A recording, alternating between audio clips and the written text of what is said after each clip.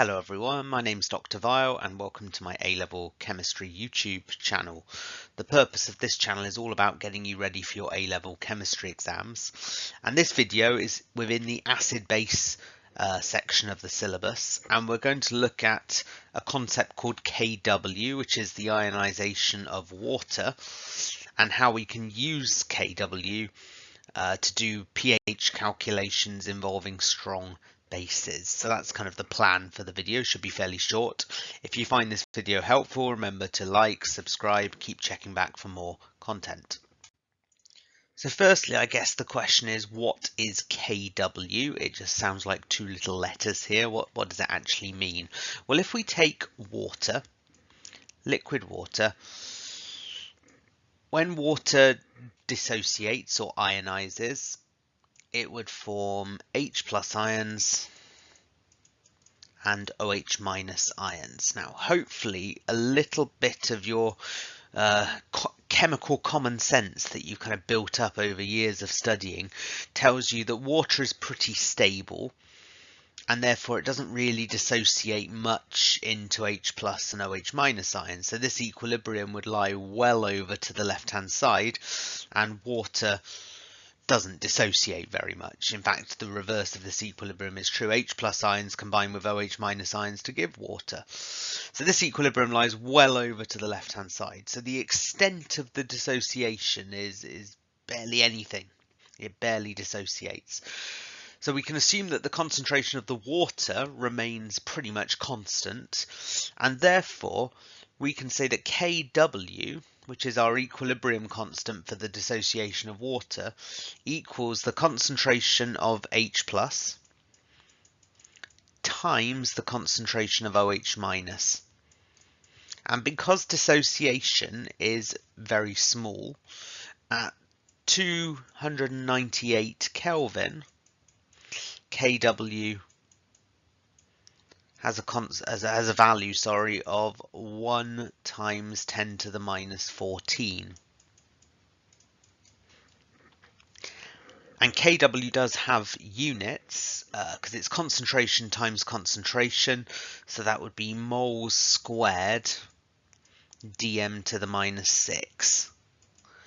So we're saying basically the dissociation into H plus ions and OH minus ions is so small, it's only 1 times 10 to the minus 14, which is barely anything. Now an exam question might say, prove that the pH of pure water at 298 Kelvin is pH 7. So the way that we would tackle this problem is that we'd say that Kw equals H plus times OH minus, but because water dissociates equally, the concentration of the H plus must equal the concentration of the OH minus.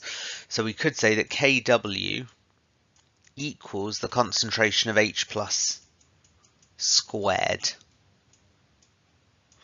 And therefore the concentration of H plus, if we take the square root of both sides, equals the square root of Kw. So that's the square root of 1 times 10 to the minus 14, which is 1 times 10 to the minus 7. And then to work out pH, remember pH is minus log of H plus.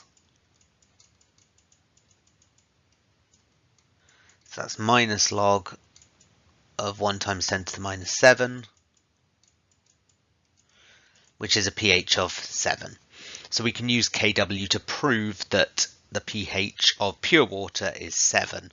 However, just as a little side point, I suppose, if you increase the temperature, so we go to a higher temperature, if we go back to our original Kw expression, when you look at this equilibrium here, the forward reaction is endothermic. It costs energy, in other words, to split water up into H plus ions and OH minus ions. So if we increase the temperature, the equilibrium shifts to the right hand side, making more H plus ions, and therefore actually the pH of water, pure water, actually becomes slightly acidic at higher temperatures. So the pH would drop below 7. So an exam question might actually be calculate the new pH of water at a given temperature if they told you what Kw is. But at 298 Kelvin, we can assume it's 1 times 10 to the minus 14, and that will be on your data sheet for WJC chemistry as well. And we can use Kw to solve problems involving strong bases. So what we mean firstly by a strong base is something like sodium hydroxide.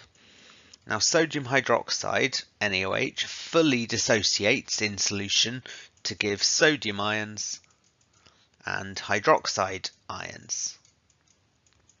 Because it's a strong base, full dissociation occurs, so the concentration of the NaOH equals the concentration of the OH minus. It fully dissociates. And now if we think back to our Kw expression, Kw equals H plus times OH minus. Because it's a strong base, this time the dissociation isn't equal. There'd be way more OH minus ions than there would be H plus ions. So a question might say, what is the pH of a 0.2 molar solution of NaOH? So that might be your exam question. Calculate the pH of a 0.2 molar solution of sodium hydroxide, and we'll assume here this is at 298 Kelvin.